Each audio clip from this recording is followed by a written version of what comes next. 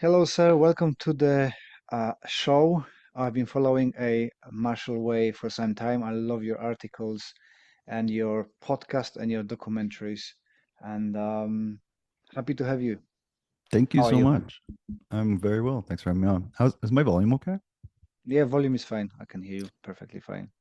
Yeah, it's been a while for myself, so I appreciate having me on.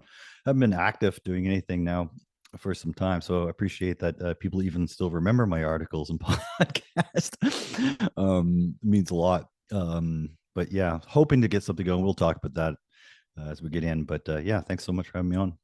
It is interesting how quickly people fade when they stop being active on the social media. I've got few friends. I don't know if Yeah. you're aware of Ken Knight. He's Yep. got an interesting channel. Yeah, he went for a year and fading away. Very short memory these days. Yeah, yeah, it is. Everything's a short memory. It's crazy. Everything goes by so fast. Um, I think it's just a reflection, I think, of the environment and everything we're in these days. Yeah, when I started, well, so yeah, back up a bit. I guess when I did the blog and the articles, that was more just my own journaling, just online, just a way for me to like put my thoughts down. And because I've always been a writer, always loved writing my whole life. And honestly, you want to actually, you want to, I'll tell you a little funny anecdote, little story about Mhm. online, how online works is so funny. So when I started doing the Marshall Way, just started as this regular blog that honestly was just a journal. I remember asking Sensei at the time, is it okay if I just, make a chronicle journal of my training and stuff? And he was fine. And but I was really into the internet and where things were going at that time. God, this is dating now, over 10 years ago. Um, and I was like, man, it'd be so cool to do something online to actually find some sort of either job or something, some sort of revenue. And so I tried different things, and I was like sinking. I even sink like financially put some income into some things. Nothing. Like I couldn't get anybody to like read anything, look at anything. Mm. But my blog that I never put a penny, not a penny into, it was just a free blog, took off, and it was so hilarious. I found it so funny, and it was a good lesson in life. Like the things you do that you are passionate about, Mm. and do come from like a very honest place. I find definitely for whatever reason it resonates more with people. I don't know if they pick up the authenticity of it or not. I'm not sure what that is, but it got up to a lot of readers, and yeah, it was pretty fascinating just to watch. I mean, it took some time, but it resonated with people, and I would get a lot of feedback from it for sure.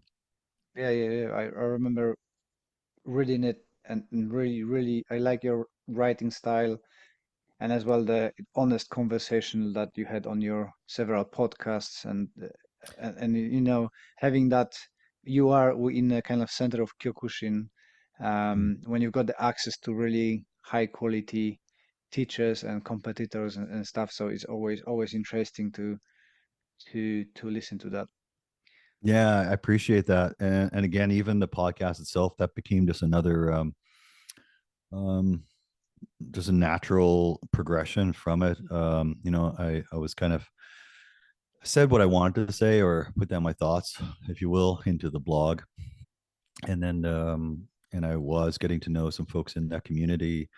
And I was just out of general curiosity. I was just like, I would love to pick the brains of some of these folks. And I was Mm. surprised that not many people had done it at that time. I mean, podcasting wasn't too big. It was growing, but not at the size it is now. And yeah, it was just wonderful just to have these conversations. And one of the things I wanted to do, even with that, again, going back to the authenticity of it, one of the things that kind of turned me away from a lot of polished things where it was things were so rehearsed and prepared Mm. and whatnot. So even when I did those conversations with folks and they would ask me like, is there anything, do you have a question list or anything like that? I'm like, nope. I want us to pretend we're just out having a beer, Mm. just met at a pub and we're just shooting S, if you know what I mean. And yeah, that's how it was. Yeah, I try to do the same, A, because I'm not a very organized person. I'm really forgetful, so I'm forgetting what I wanted to ask. I mixed it Yeah, up because first 100 episode is really stressful. So I'm starting to easing off now and actually having nice to have a feedback from people. Oh, you sound more relaxed. It's getting yeah, better. So you've got that feedback. So, but starting with your martial journey, you, if I remember properly, you are a Kempo black belt as well. Then you moved to Kyokushin, and then yeah, now you're doing BJJ. yeah, and a few other things. I've been in martial arts. I was thinking about the other day. I'm 54 now. I read at a 55-year-old level. Mm. Joke. Um, but I'm 54. I started martial arts when I was about 12. And it started with like pretty much every other Canadian kid around here, Taekwondo, because there it is everywhere. Mhm. Um, that being said, Taekwondo back then, I was just talking to somebody the other day about this, was a very different animal than it is today. I remember the school I went to was this, I'll never forget it. His name was uh, Kwang Kim Sabonim. So Sabonim is Okay. basically sensei, right, in Korean. And Kwang Kim was his name. And this guy, former military, did ITF Taekwondo. And it's funny, I had no reference then, right? I was just a kid that Mm. just went into a Taekwondo class because I saw some movies and stuff. But now, with some history behind me, and looking back, it was super close to Kyokushin. It was he just pretty much did full contact sparring, leg kicks. Like it was very very similar. And of course, then I learned as I got older how things changed, and it became, they got into the Olympics and became the WTF World Taekwondo Federation, and all the points and all that kind of stuff changed everything. So what you see today, the Taekwondo that I see, like that Olympic style, literally look night and day, like nothing. Mm. But that was my first exposure. I was there for a year or so, and then I was with a single mom, and we moved, and the next area I moved, there wasn't a lot around, but there was a young man in the area who was training Muay Thai and Jeet Kune Do and some Filipino martial arts and stuff. So I would mess around with him quite a bit in his garage, and kind of was a training dummy to him. But picked up a lot. And then this gentleman came in, and this would have been in the Maritimes where I lived. And this gentleman came and opened up a Kempo school. And this was right around the timing was perfect because it was right around, I think, if memory serves me, right around when The Perfect Weapon came out with Jeff Speakman. So I was pretty mesmerized because Kempo kind of looked like in life what it looked like on the screen, that really flashy, like 21 strikes in a second kind of thing. And it really appealed to me as a young guy. And yeah, I just went berserko for it, and was training nonstop. I was in there every day.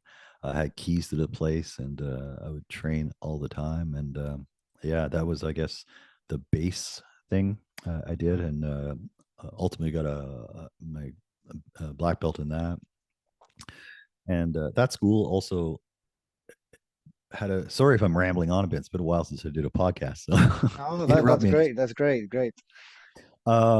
Yeah, that he introduced me in a not great way. No, no, no, no slight to him. Um, that teacher, David Harrison, great guy. He also did shoot fighting, and this was right. So we're talking early '90s, and Mm. so this would have been the time. Like this is before UFC. Shoot fighting was just a thing in Japan. No one knew what it was here, and so he was introducing it. um I remember he was even trying to do tournaments, and it was like they didn't know what to do with it. It was illegal. But any event, he was starting to teach it on the side at our Kempo school. And I was kind of intimidated by it, but I tried it. And one I'll never forget, one Saturday, I was doing some sparring with somebody, this big kid, and it was very similar to what you see today, MMA, basically with open palm heel strikes. So um, yeah, it's very very similar to like MMA rules today, except no close fist strikes. It was palm heels, and if anybody knows Boss Rutan, Mm, don't let the open hand thing fool you. It's pretty rough. Anyway, this needless to say, this kid got me. Yeah, no. So I tapped out this kid, and I should have known. I went to help him up off the mats, and he swiped my hand away. And immediately my brain was like, "Oh, this is not good."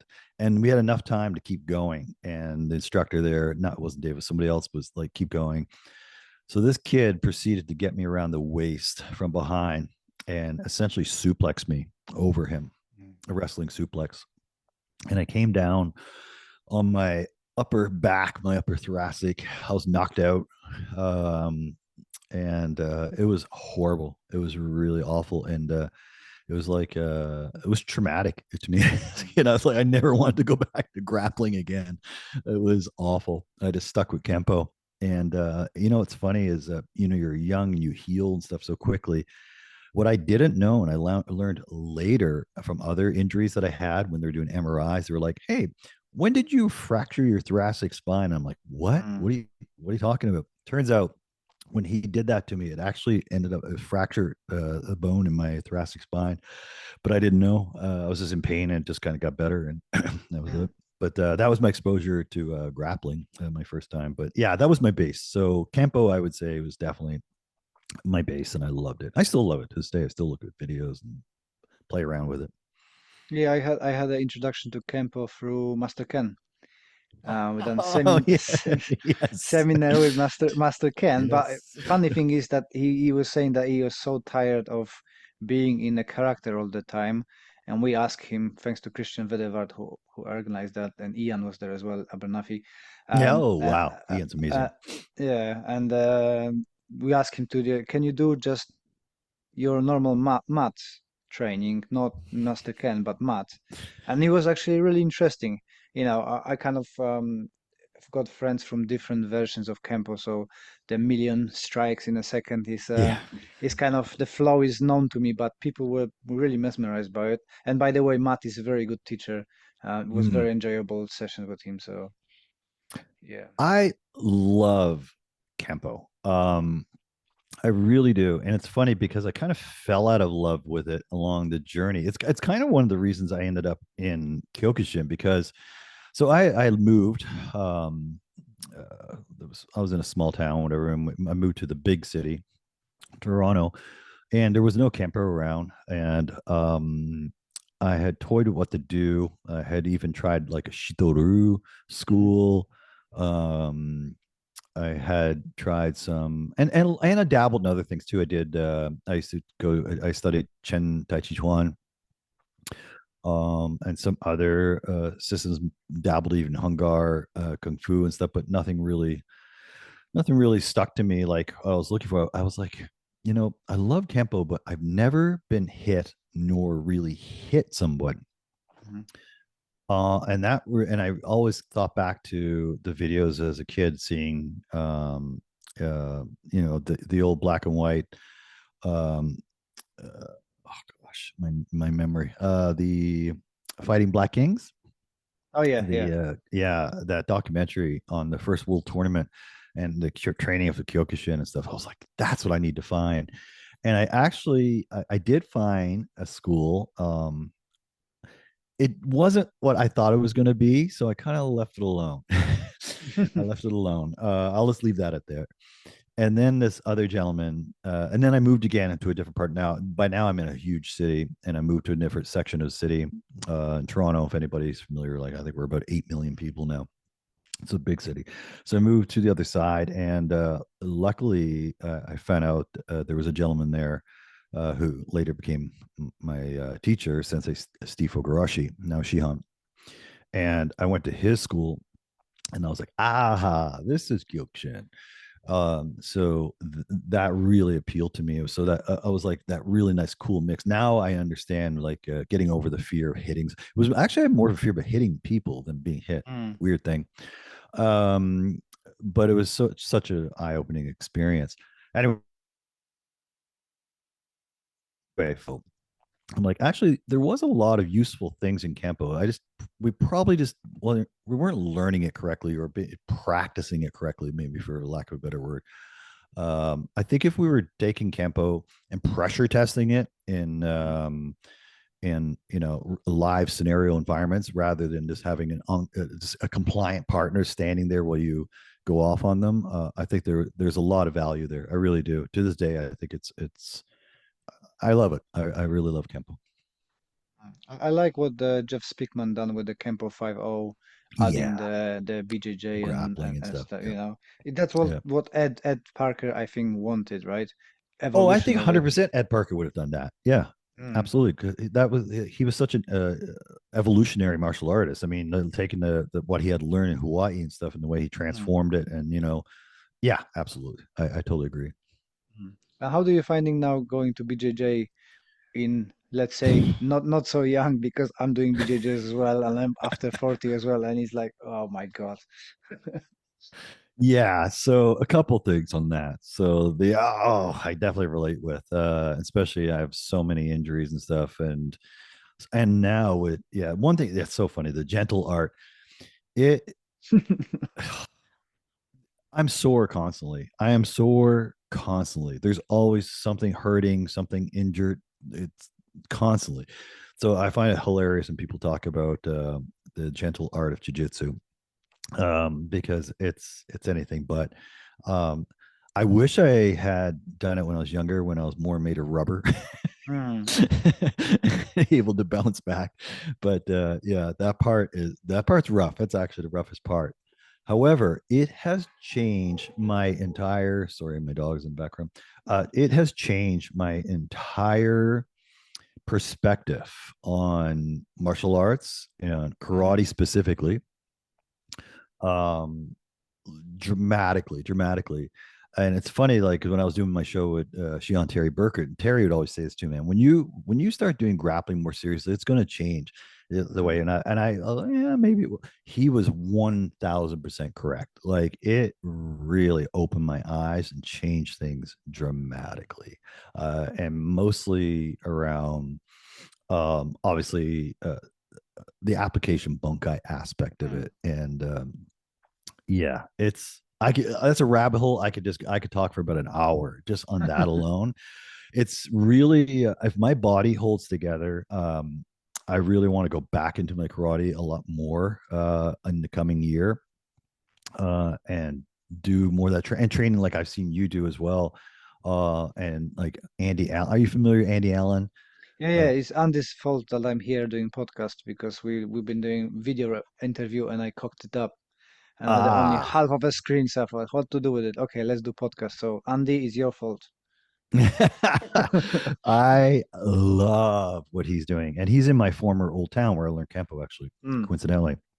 Um, love that. So he's probably my favorite mm, that I see out there doing that kind of thing, and that's where I would like to see myself blended. Because even when I look at here, I'll make tons of enemies now. Uh, Kyokushin, it's a sport now. It's a sport. yeah, It's a yeah, yeah. sport no different than Taekwondo has become a sport. It's completely watered down, and even more so now. Like the most of the Kyokushin dojos I see are just like they don't even train that hard because they're too worried that they're going to go too rough and the kids are going to complain to the parents and the parents are going to do something and blah blah blah blah blah. It's comical. It's quite comical because funnily enough, because I think if they actually trained old school, that there's lots of parents that would like that these days. Mm, Um, that being said, the style itself, it has become I mean, I'm sure I mean, what Kyokushin's like, but for viewers or listeners, like it's it's a sport. I don't know what else to say. It has a very set sort of rules, and I understand all the Kyokushin folks that say yes, but even though it doesn't have face punching or it doesn't have this, well, we still train at the dojo. But come on, do you really? mm, You don't. You go through the kata, and I have yet to meet anybody in Kyokushin could break down a kata for me. Um, and that's not true. Actually, I've talked to a I, couple. Like, I think Shihan Shihan Cameron. Cameron. Yeah, Yeah, yeah, Shihan yeah, yeah. Cameron. But Uh, I think it is because he did wrestling and BJJ. Jiu-jitsu. Yeah, Yeah, 100%. yeah, yeah. And I had the exactly 100%. say I like exactly same story with myself. It's funny when I'm watching what Shihan Cameron posts and I'm thinking that's wrestling because in 2000 when I walked into the wrestling dojo, we had our dojo shared with the wrestlers, Yeah. and the coach they were like, "Why are you doing this weird movements? I'm blocking the strikes. Why don't you just grab him and do the arm drag or something like that or throw?" Right. Okay, yeah, and since then it's all changed. But like Terry said, and you said that if you step into the grappling world, your karate changes completely. It so does. I mean, and I had a pretty good understanding. Like I was an avid historian. I really was of martial arts. I went deep, deep, um, to the point where I mean, when I was looking at Okinawa and karate and stuff, I mean, it was even the terminology they were using, like what we call block, they don't even call it block, right? Yeah, yeah. It's receiving, and Mm-hmm. even the training was very very different. But even that has become watered down now as well in Okinawa. And then of course, I know I'm preaching to the choir here, but we're in history, but then of course when it went to Japan and the mainland Japan, and they already had grappling arts and they didn't need that, so all they needed Mm, was punching and kicking. So that's all they took. Um, but I mean, if you have any grappling background, um, wrestling, of course, not just, yeah, I shouldn't say just, and when I say grappling, I hope people understand. I don't mean like on the floor grappling. I mean like stand up wrestling to the ground grappling. You will start seeing immediately, oh shoot, that's not a mm. block. Wait a second. So many moves that we do, I can't do it on here, but so many moves that we do on there, it's like it's so obvious. It's now Mm. so completely obvious that this has nothing to do with a block or whatever. It's, these are definitely grappling, to the point where I would say, karate and kata specifically, depending on which, nahate or shurite, whatever the case may be, it's, I would say, the high majority percentage of those moves are grappling. I think it's very limited to actual the striking and kicking portions of it. Yeah, So yeah. when I look on a kata, I see a grappling with the addition of striking. Mm-hmm. Set up the position when you can strike efficiently and you whack them. 100%. Yes, exactly. Perfectly said. Perfectly said. And I know it's funny, again, going back to the Kempo thing. um Now that I look back at even at Kempo and stuff, like, yeah, it was more because it was more like that grappling aspect of like of stand up.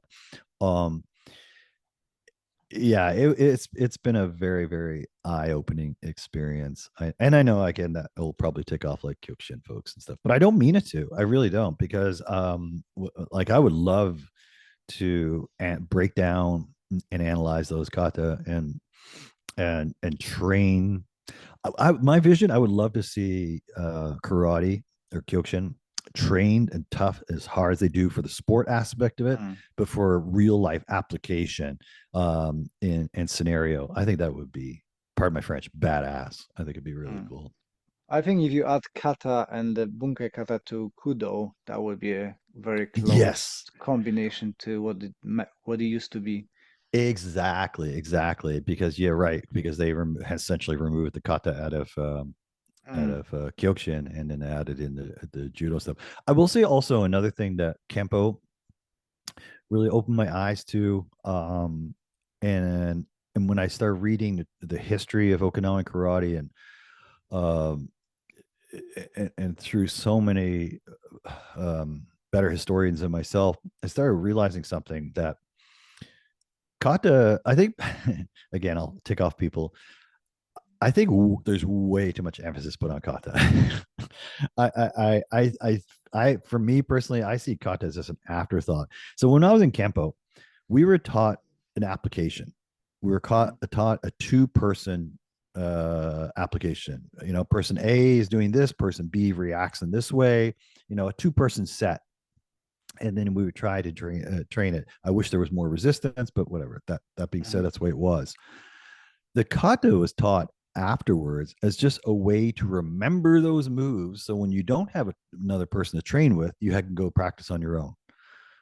And so when I started reading about, the books I could get my hands on that were translated, um, and ones that weren't, like, anyway, uh, it sounded like the same thing they were doing in Yeah. Okinawa.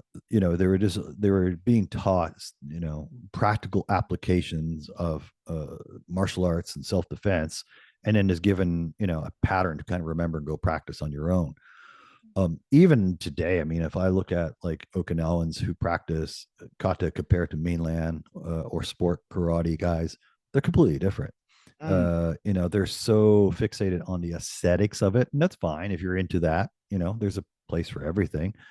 Um, but as a combat application, I don't think it really matters. I mean, I think the movement is the most important thing and how you're drilling yeah. that. So if you're not drilling with a resistant partner, what are you doing? Mm. That's what I get a lot of criticism in my kata because they are not aesthetically pleasing, but I kind of know what I'm doing.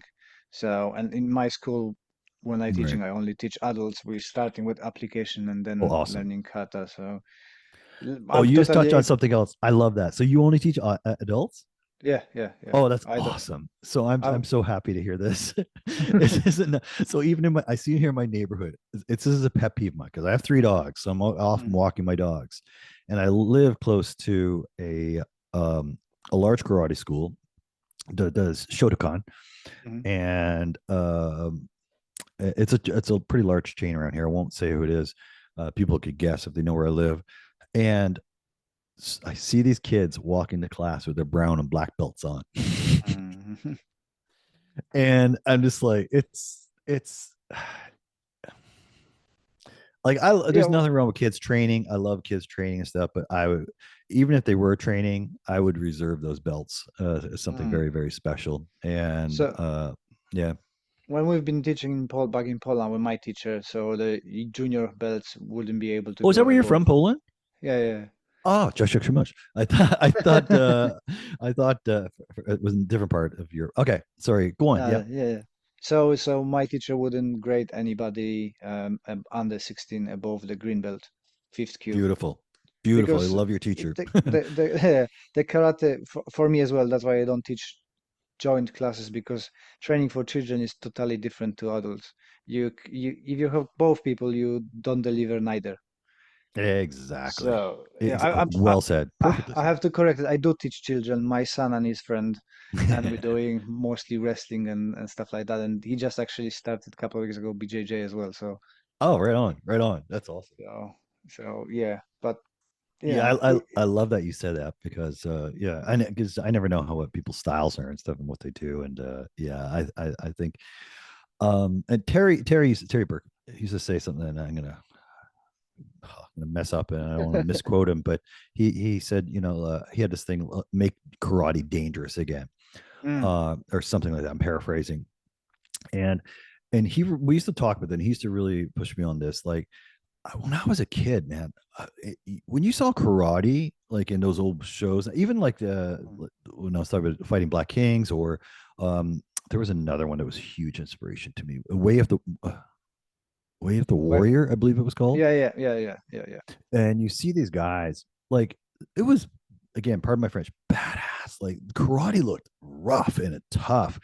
And you look at those guys from back then and the training, what they did, and like and I think there's something to that because when you think about karate these days, like the average person, not someone who's more involved, it just doesn't have the respect Mm, that it used to garner back in those days.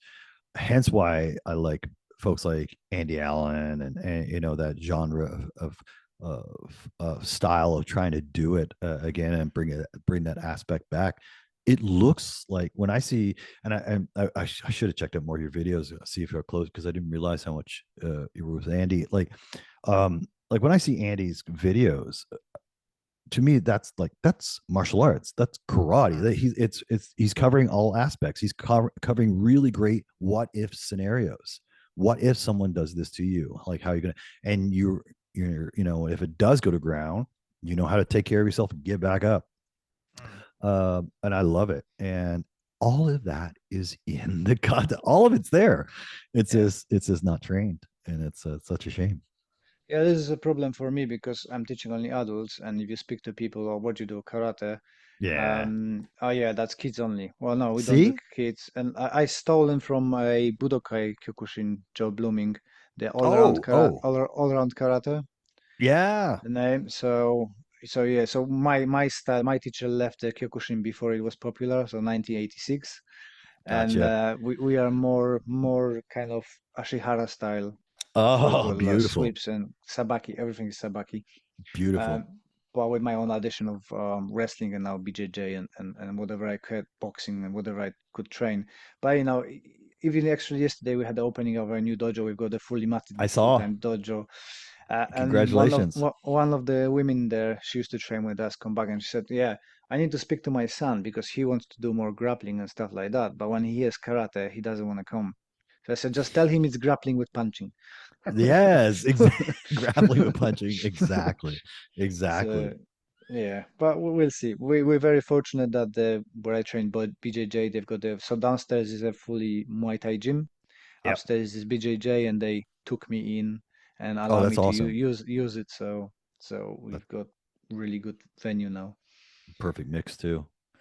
Yeah, Yeah. the BJJ. Actually, I here's another thing for other people.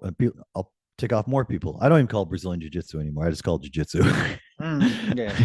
I think that's yeah. I won't go too much down there. Other than that, yeah, it's Jiu Jitsu. I'll just leave it there. Uh, but yeah, and I started when I first started jiu-jitsu, sustained I started getting injuries really bad, but not from the jiu-jitsu. It was from actually from years and years of martial arts, and just I have really bad disc degenerative disease. Mm.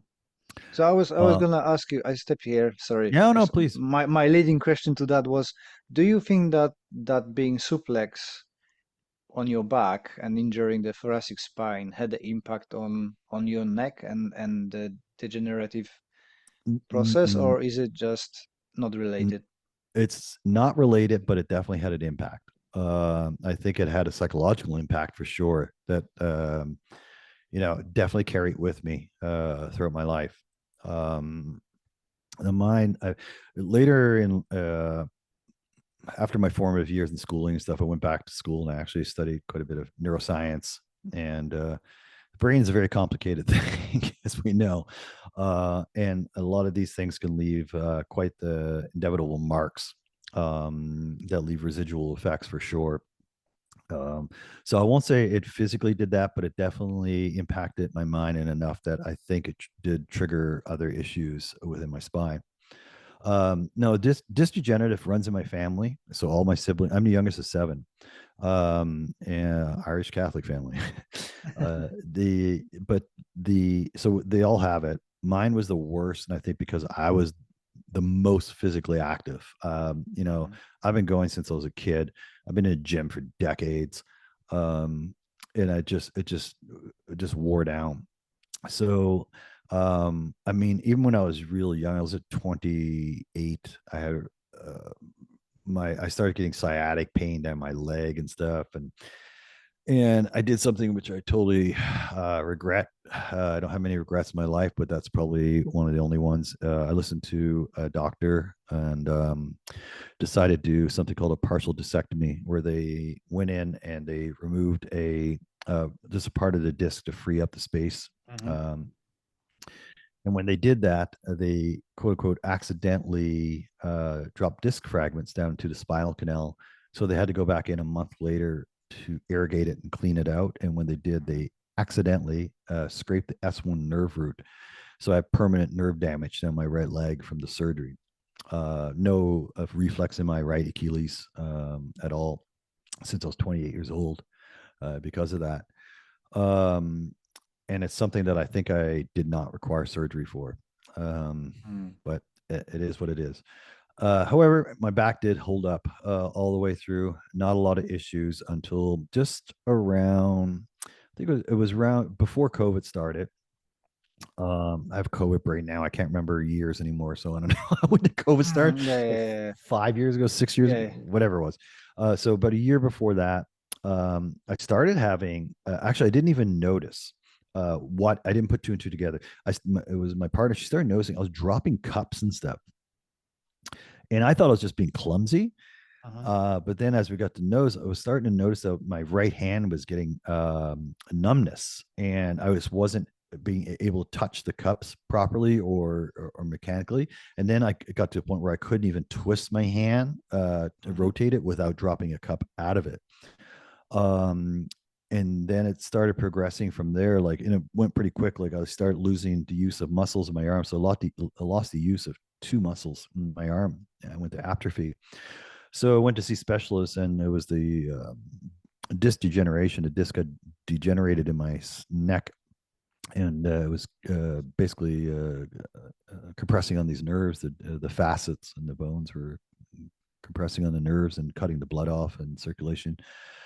So here in Canada, I went to see. I got put in to see the top cervical surgeon, orthopedic surgeon in Canada.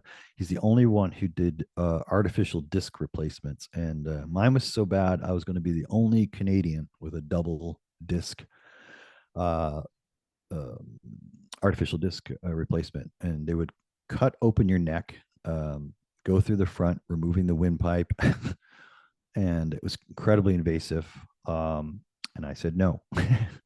Mm. And at that time, I remember like watching Joe Rogan Experience and him talking so much about stem cells, Yeah. and this place called CPI, Cellular Performance Institute. And so I started researching stem cells in some places. Looked at a few places, but ultimately decided on these guys and sent them all my stuff, my medical records, and they thought, yeah, you not sure, but we think we could help. And so I gambled on it, and I went down there. And when I went, they said actually mine was so bad that it had deteriorated to the point so bad that if they had known how bad it was, they probably would have rejected me. But since I was Mm. there, let's roll the dice and go and do it. Um, so I did had stem cells injected into my cervical neck, and right into the disc, and there was immediate relief because people are not aware when they inject stem cells, there has to be a carrier fluid, so that Uh-huh. fluid being injected in disc Expanded. actually expanded and lifted them up. So just having pain relief and nerves, like I was able to move my hand a bit, that was pretty wild. Just just that alone. Um, but then as the months went by, I started getting feeling back, and Mm. I had started getting a lot of nerve pain, which was wild. I didn't know what was going on. Like my skin was so sensitive to underneath my nails and things. And it's because the nerves had been dead so long and they were Uh-huh. coming back. The doctors here were floored. They thought I was wasting my money doing this. But when I went back and for follow ups here, especially with nerve conduction tests and stuff, they were calling in other doctors to look at the test because they couldn't believe what they were seeing. Is the stem cell treatment in Canada banned as well as in States and stuff? Yeah, it's not banned. They're just so far behind. Mm. To put it into perspective, so you can get stem cells here, but what they do is they take your own. They will remove Hmm. them from your bone marrow and spin them and stuff. But I didn't want 50-year-old stem cells, right? Yeah. Uh, so down there, they get them from umbilical cords, Hmm. and then they spin and create more from that. Um, so that's why I went down there. Now, Canada has just recently, well, not about a year or so ago now, they were doing they got volunteers and in testing now with for umbilical stem cells as well. So they're Mm. doing it. They're just years and years behind. They just, they weren't doing it they just didn't have everything has to go through rigorous testing and stuff here. The great thing, I guess, for a place like Mexico is that money talks, Hmm. and you can get by a lot quicker. So I actually ended up becoming friends with the owners at the hospital, and they're doing incredible things. I mean, it's a cancer research hospital down there. It's called Mm. CHIPSA, and this became a sidearm where they were helping athletes and stuff with the stem cells. And now they have a full lab, and there's things that they've told me that they're working on. I can't even say that's blowing. It's mind blowing. But I could tell you they're like regrowing tissue now, like Mhm. organs and stuff. It's pretty phenomenal. So yeah, they're starting in Canada, but far behind. Yeah, I'm really interested in your journey, and I was following with your short clips on Instagram Mm. and everywhere because I, similarly to you, on wrestling in Oh. 2000, tried to do backflip, and my coach said, "Don't do a backflip. You're not ready yet." Well, what do you know? Of course I'm ready. So I landed on my head. I For 7 years I couldn't lift my arms above my shoulders. But then guys from the kind of Chinese medicine, because I was going to physios and nothing wrong with you, no problem. And then few cracks from the like Japanese Yumeho guy helped me for a week, and I'm okay now, touch wood. Mm, But mm. I sometimes, when I sit too long on the phone, I've got the pin and needles in my little Yeah, fingers. So I'm yeah. thinking like, am I like Scott? Am I gonna go start raising money now? So it's very interesting for you that for me that I've got as well friend, one of my students. She had a growth on her neck, so they went in, removed it, and she's got a constant tension on her shoulders now.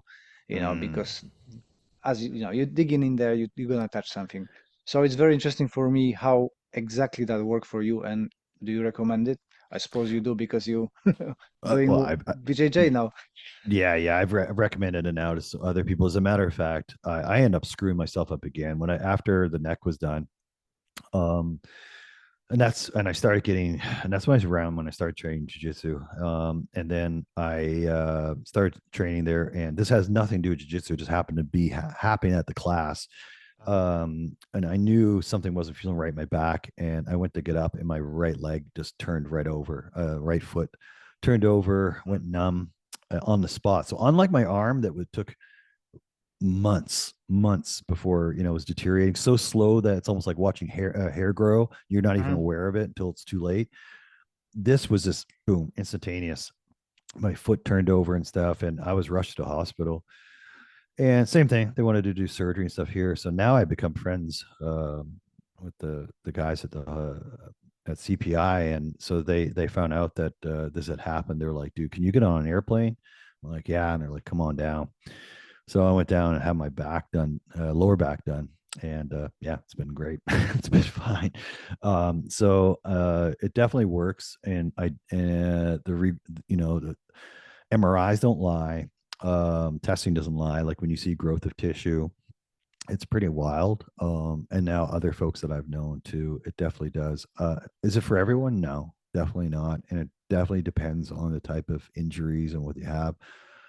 Um, you know, um, like, yeah, like for example, I know somebody to your point was having the pins and needles in their hand, wrestler, Mhm.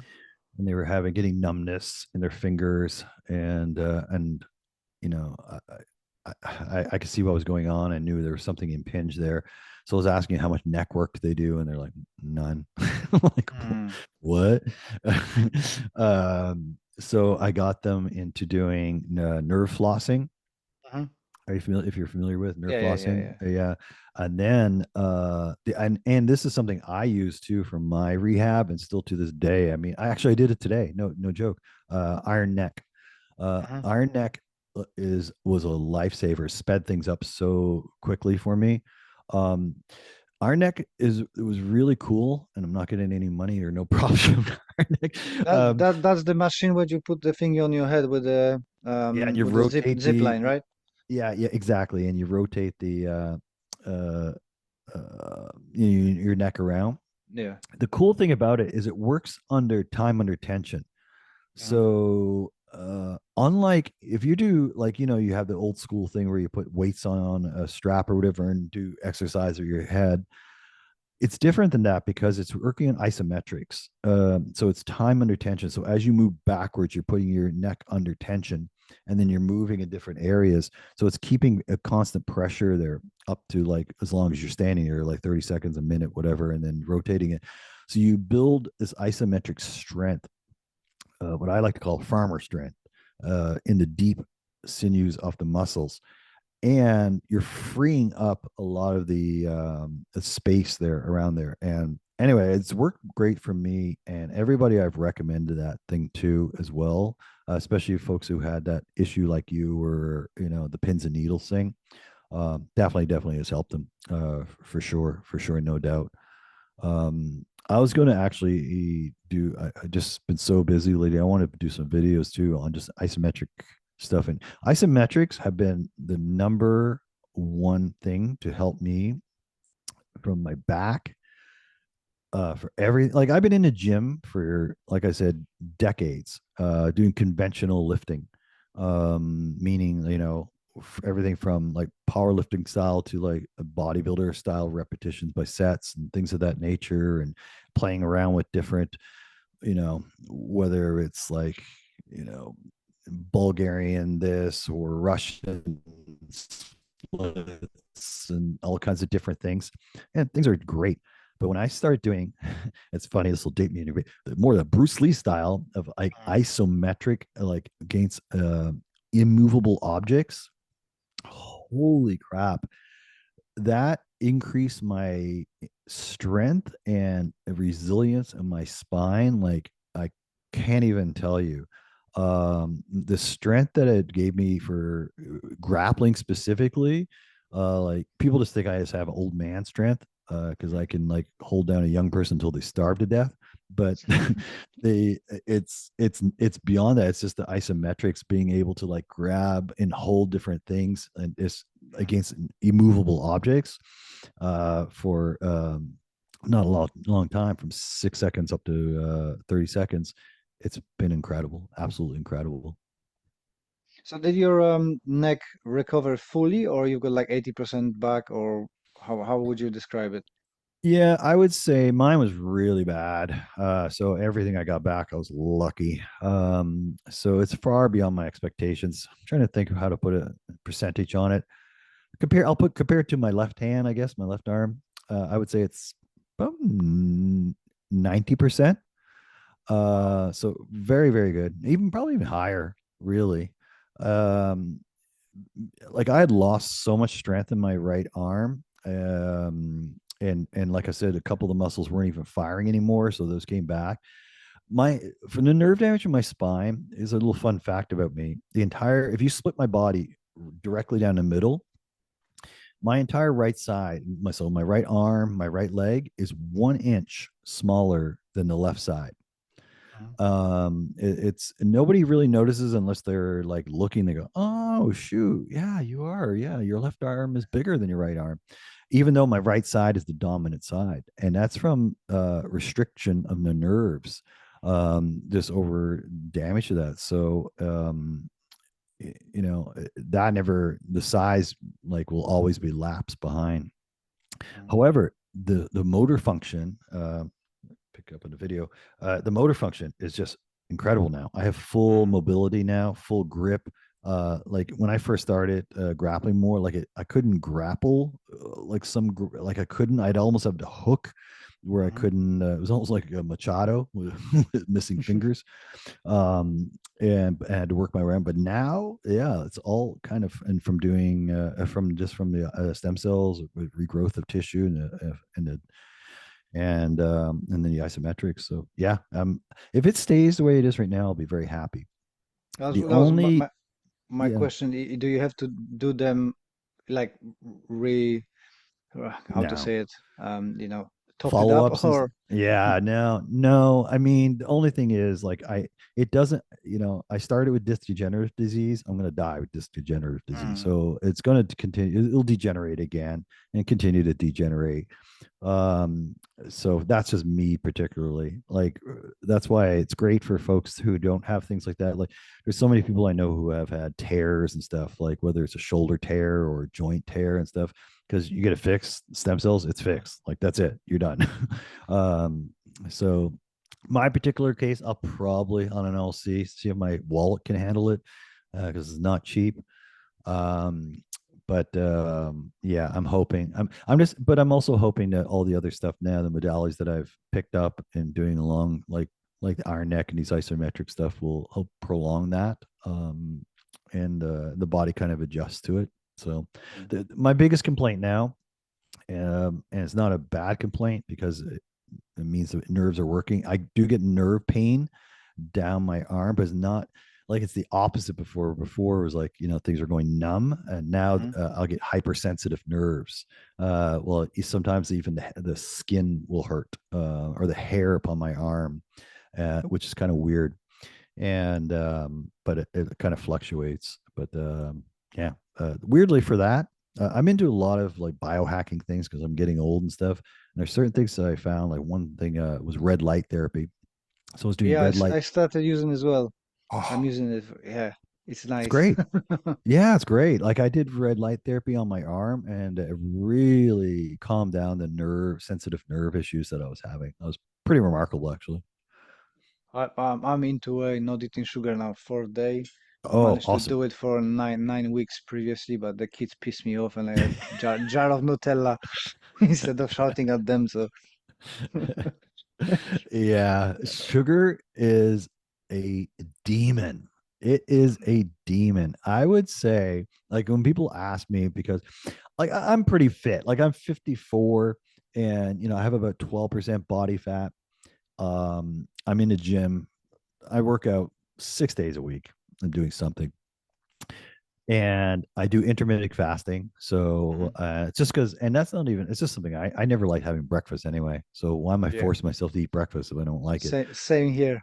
Yeah, like it's silly. So those things are all great, but when I cut out sugars and carbs and all that stuff, holy cow, the effect that it had on my body, not just like body fat and stuff, but inflammation. Like my issue was I would have so much issues with inflammation, and sugar is a demon for that. Sugar will age you. Sugar will destroy your body with that inflammation and breakdown. Yeah, again, another rabbit hole I could go down a long time into, but it's the one thing I don't like giving people advice on, because a diet that works for me, there's no guarantee it's going to work for Yeah. you. We're all different genetically.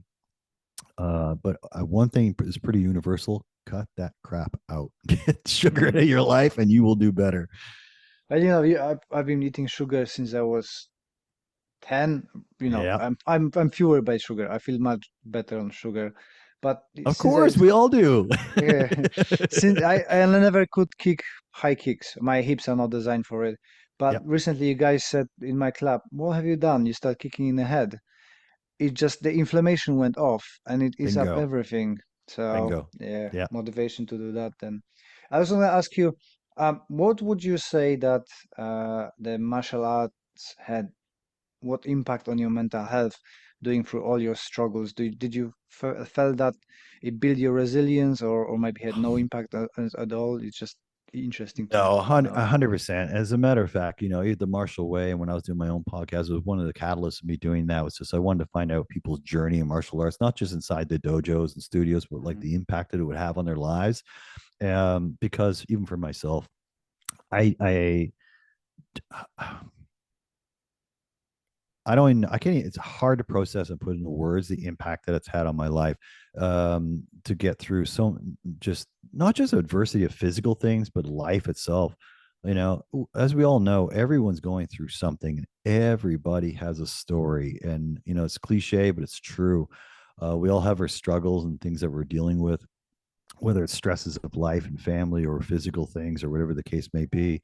And without a doubt, martial arts and resilience of training and things, for sure, contributes, and it's always playing in the back of my head.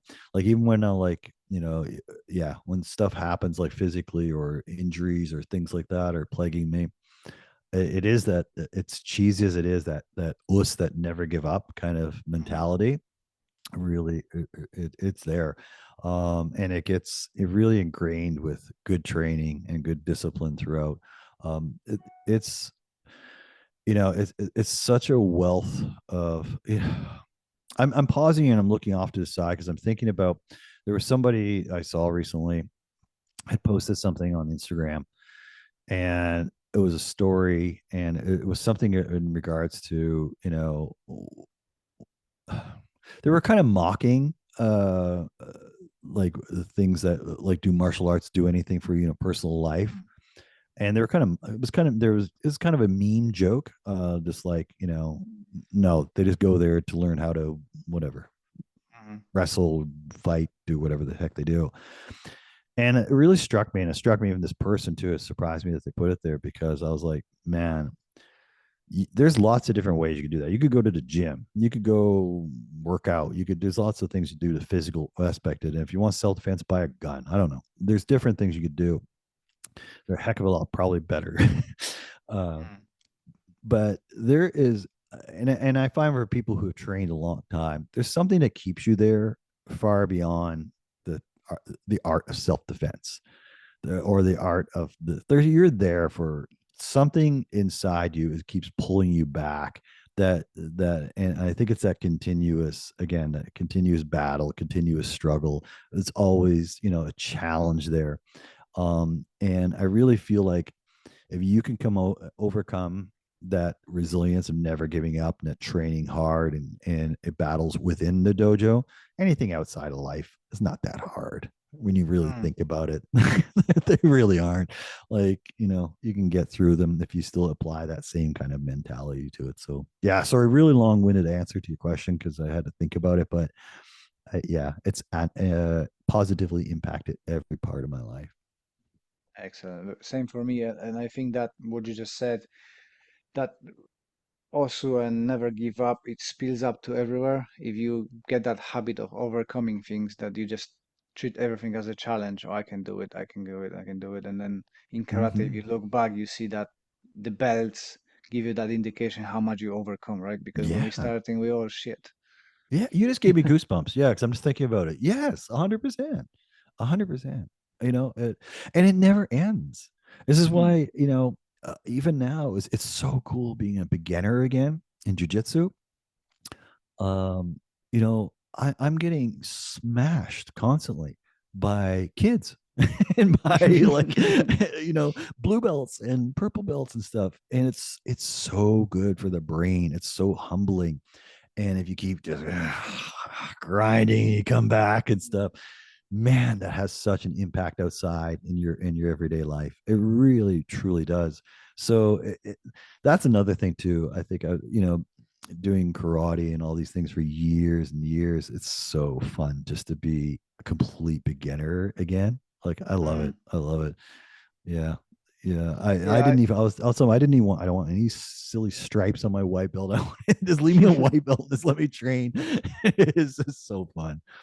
yeah, that was funny as well. In a gym, I'm white belt as well, and I'm not planning to grade or anything. But Yeah. you know, the other young belts, white belts coming in, and first question between them, oh, so how long do I have to work to have a black belt? Oh, fucking long.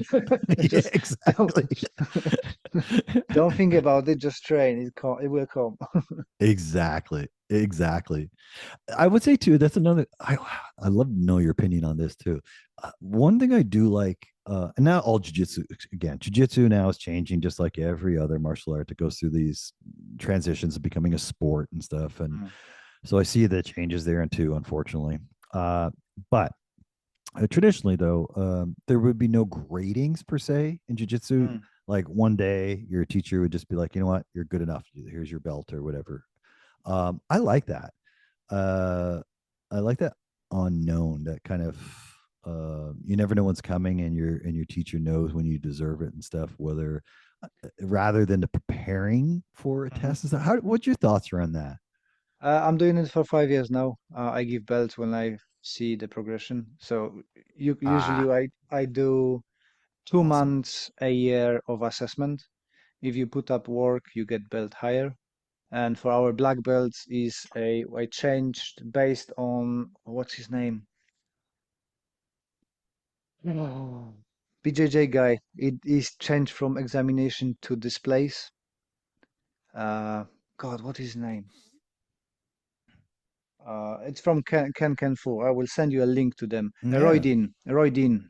Oh, okay. Yeah. Um, he does, instead of doing a examination, he does display, Yeah. Yeah. and I Yeah. finding that great for my students. I had my first, That's cool. Yeah. I've seen the videos. Yeah. Yeah. yeah, yeah, I had one of my students is 11 years training with us. He's autistic, so he just graded for his first dan, and Oh, changing from are you gonna have examination to show us your best self makes a huge difference. that's cool. Um, so Actually, yeah, that's very so cool. so so so we're doing a give out belts, which I get hell of a lot of backlash in karate.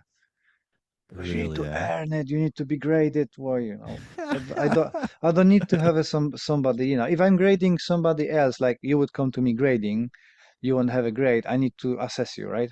But I'm Yeah, seeing my guys twice a week, 3 times a week. exactly. I don't need to check. But for our black belts, we have like external teachers coming. So all my friends from Jukado Yeah, Kempo, from different karate styles, from wrestlers sometimes, and I get their opinion. But my way of thinking is I'm not getting opinion on a student.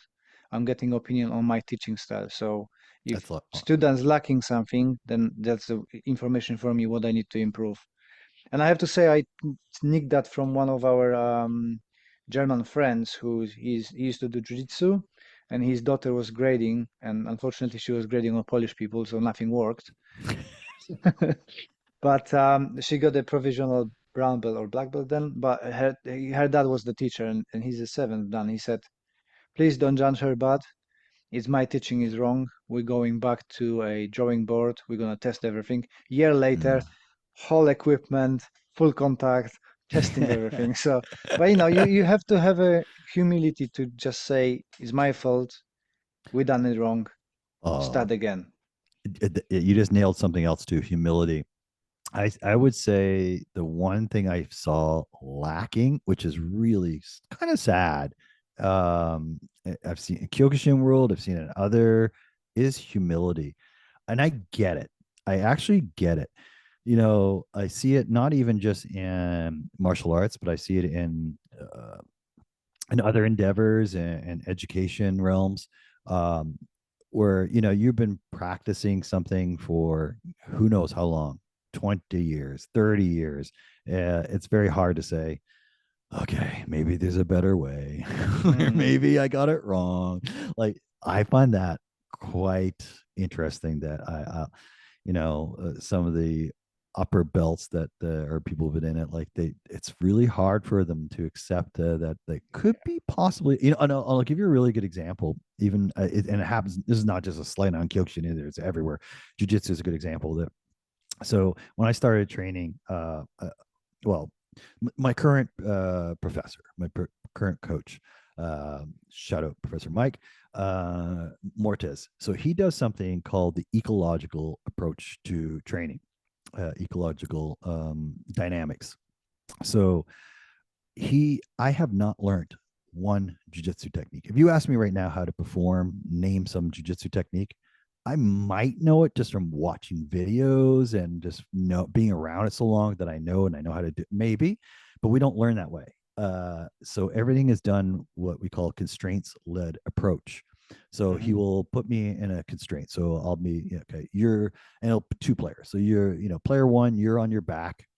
Player two, you're on the side. And he won't even use too much terminology. mhm, Player two, you're on the side your objective is to get your knee over this guy's belly and get to basically a mount position, right? mhm, And then maybe get an arm up or whatever. The guy in the bottom, your objective is to don't let that happen.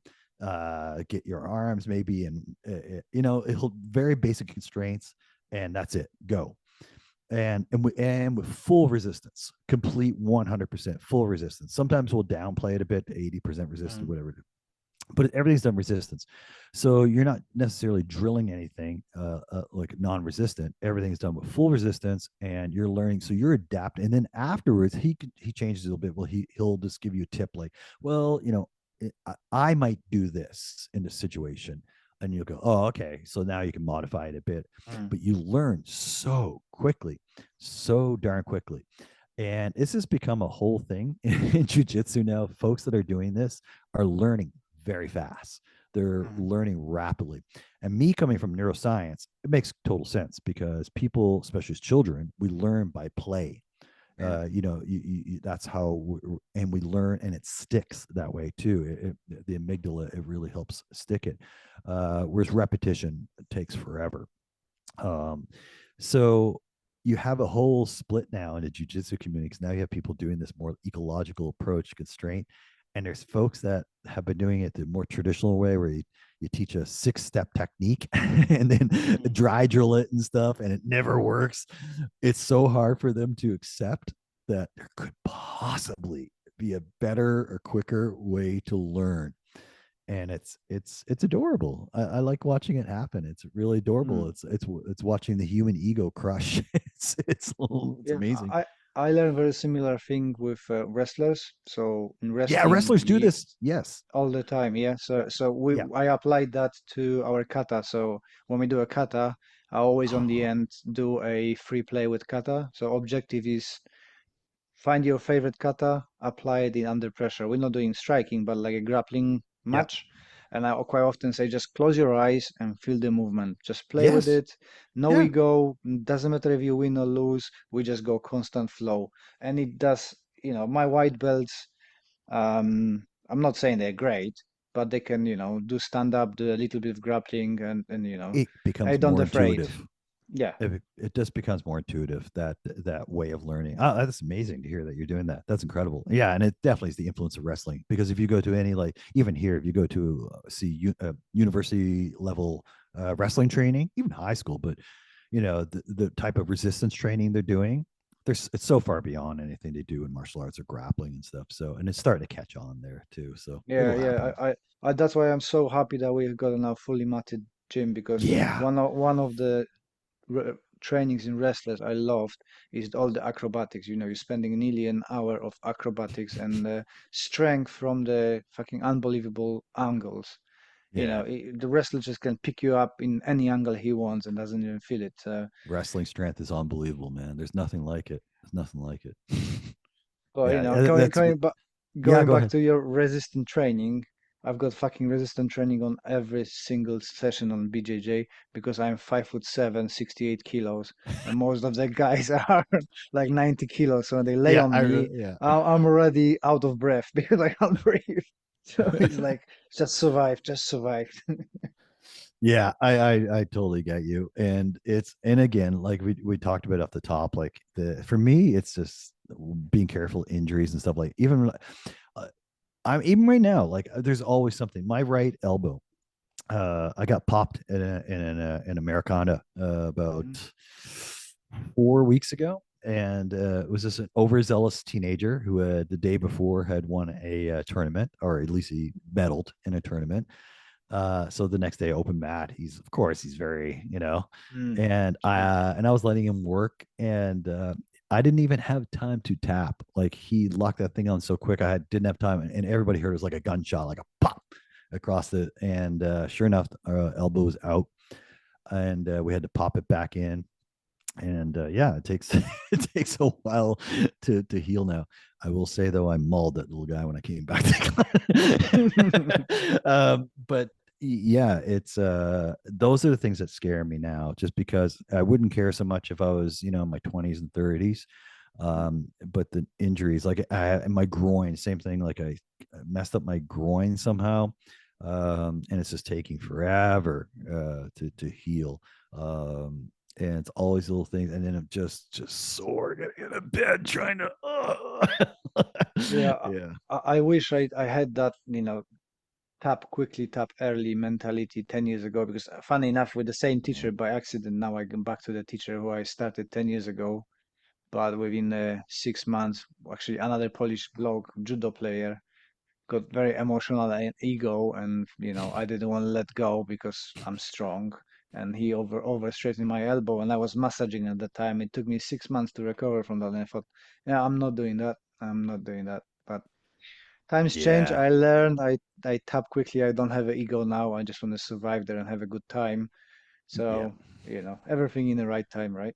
Yeah, exactly. I'm all about tapping now. I will tap to anything. It's gone. That is gone. I don't care. I really, really don't. Like, they're actually trying to bug me now to do a masters tournaments and stuff. And I'm like, I don't even know if I care about that. I really don't.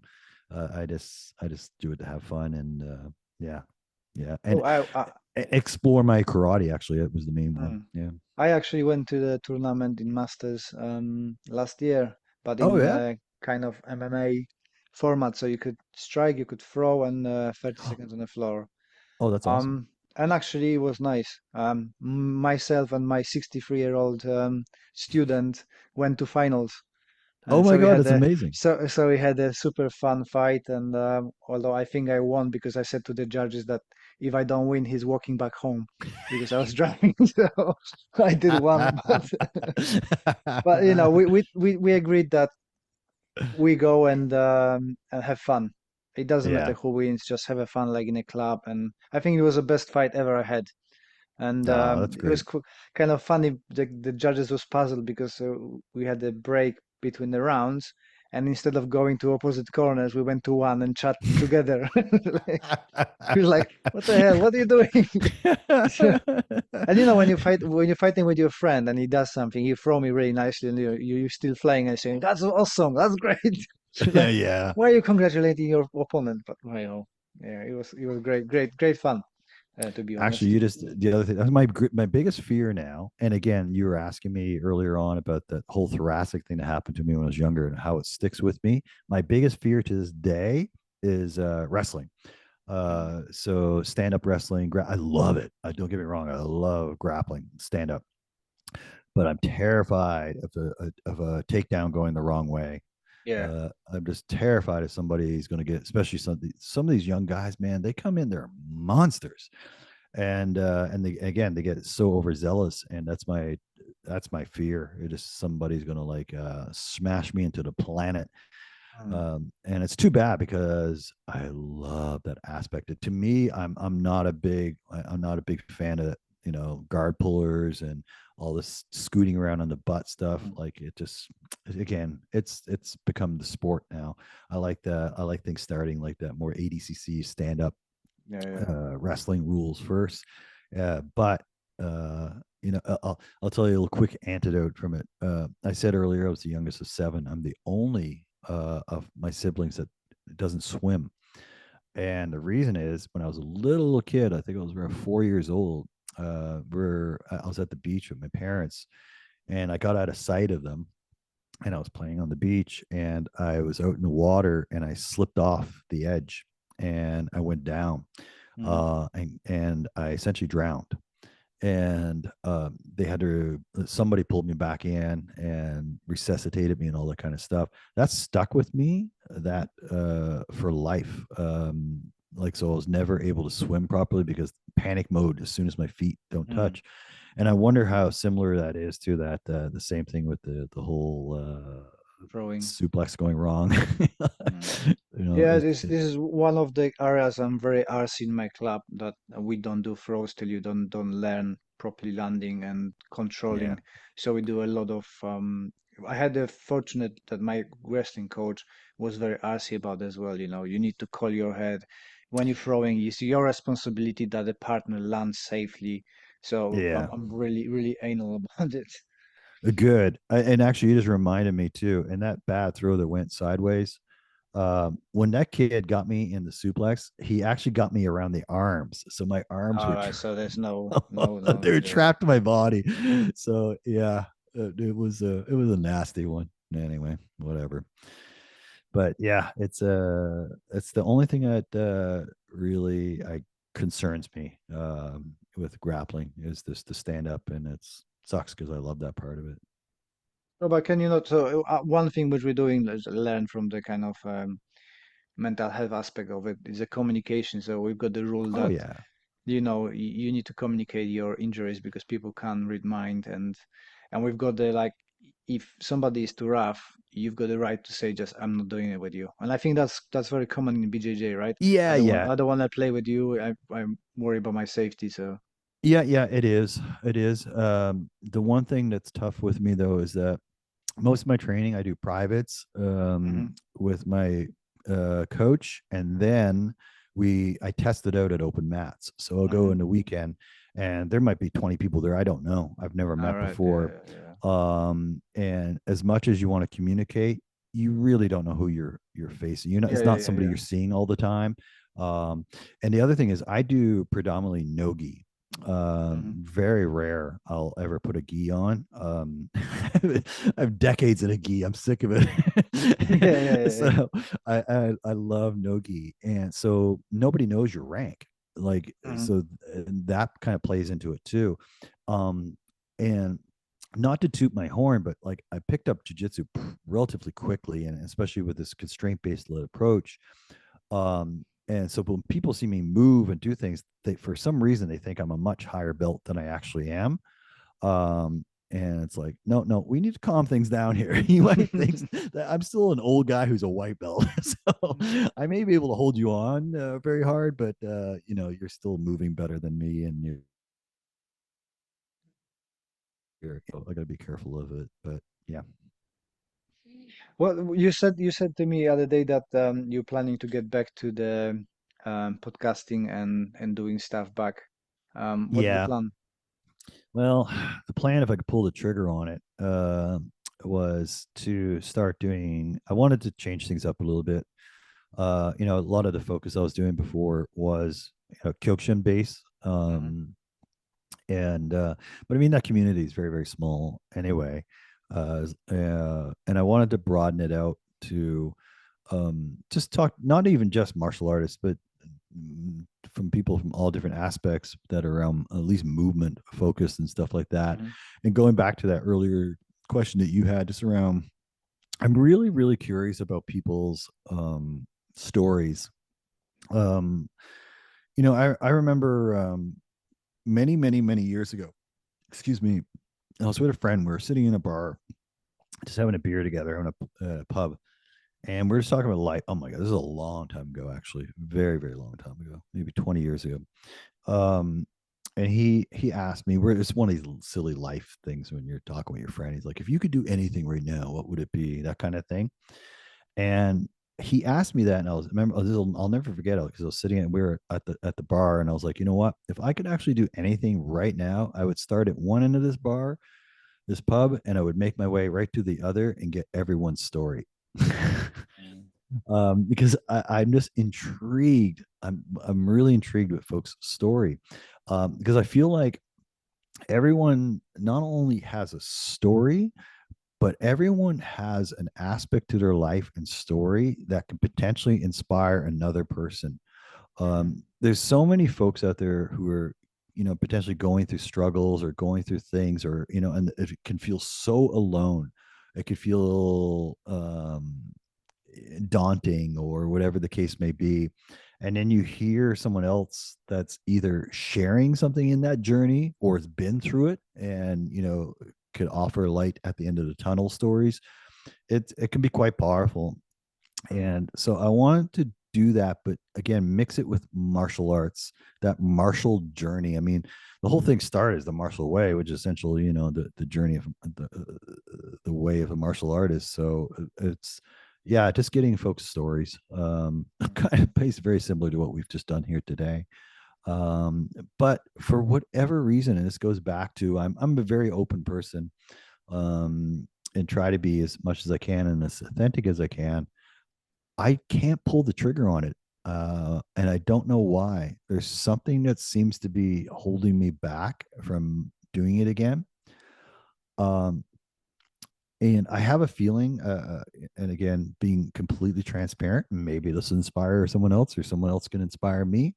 Um, so even at my work, so in my work, I'm my title sounds kooky, agile coach.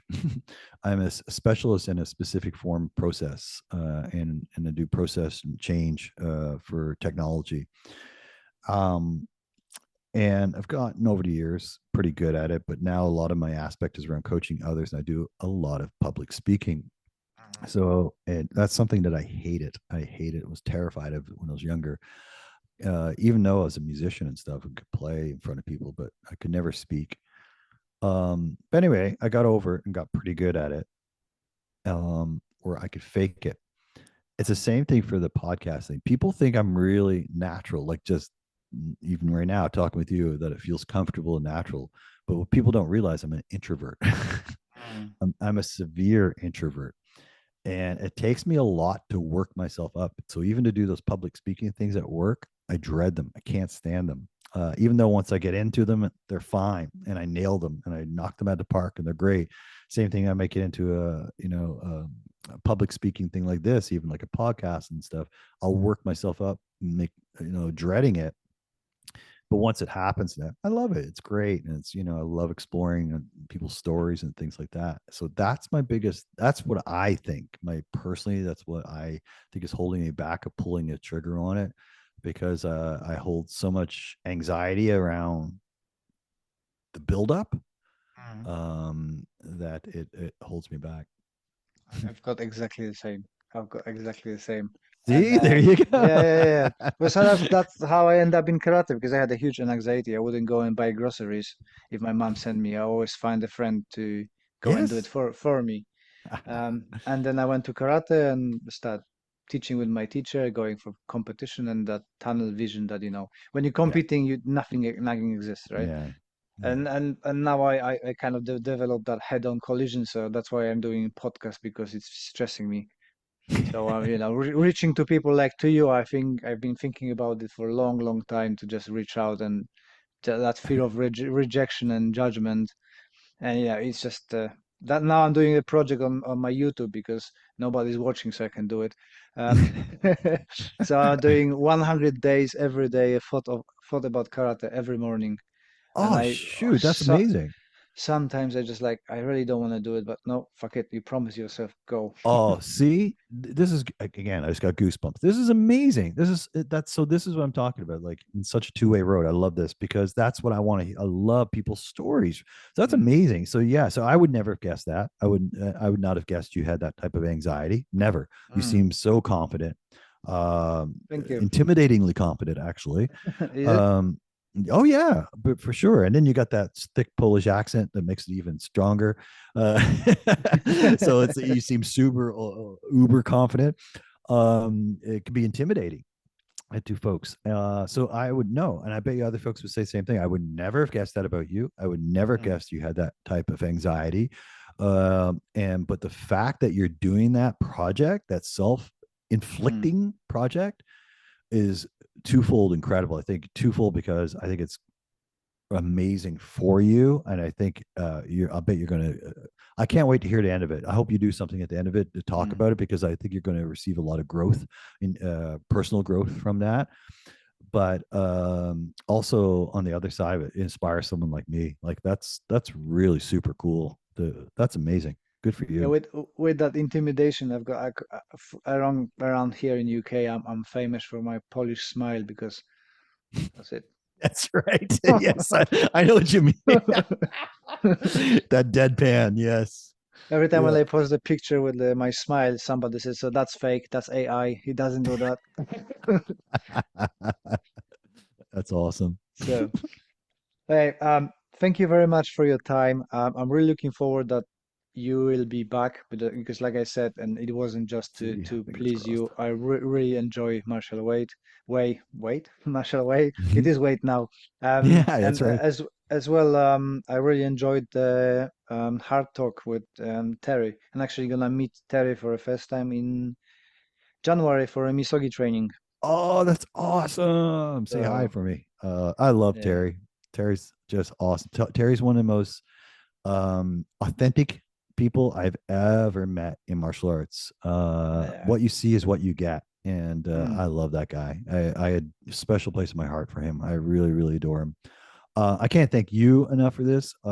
Again, I think sometimes I feel like there's no coincidences in life, and hmm my partner, she's been really pushing me to go back to doing podcasting and stuff, and I can't, and again, can't pull the trigger on it and stuff. And then when you reached out, and I mentioned it to her, she was so happy. She was like, "Oh, this is amazing! This will give you a nice little, and she was right.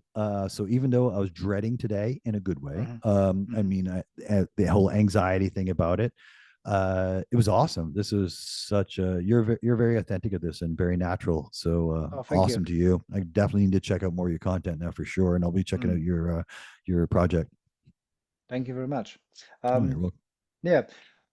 Is the martial weight still applicable? Should I share the, what do you want me to Yeah, I share about mean, you? yeah, no. Most of my stuff is Instagram for my personal stuff, and that's underscore the Marshall Way. Somebody messed up the Marshall Way, so I couldn't get that. So I had to put the silly Oh yeah, underscore in you front of had it. a big problem with it, didn't it? I You had, yeah, hijacked or something. yeah, I got hijacked. It was bad. So yeah, underscore the Marshall Way at Instagram, YouTube, the Marshall Way. Yeah, the Facebook page is there, but I don't do too much with it now. But eventually maybe things will change when things get going. But yeah, and if anybody ever has any questions, comments, anything for me, go for it, including about the stem cells or anything else. Yeah, for me, it's definitely you guys must watch Scott's journey because it's super interesting. And you know, I really liked your on the beginning the daily kind of upgrades and not upgrades, updates Yeah. on your progression, and it's really interesting stuff. Thanks, man. Appreciate it. So, thank you very much. All right. Bye for now. Us.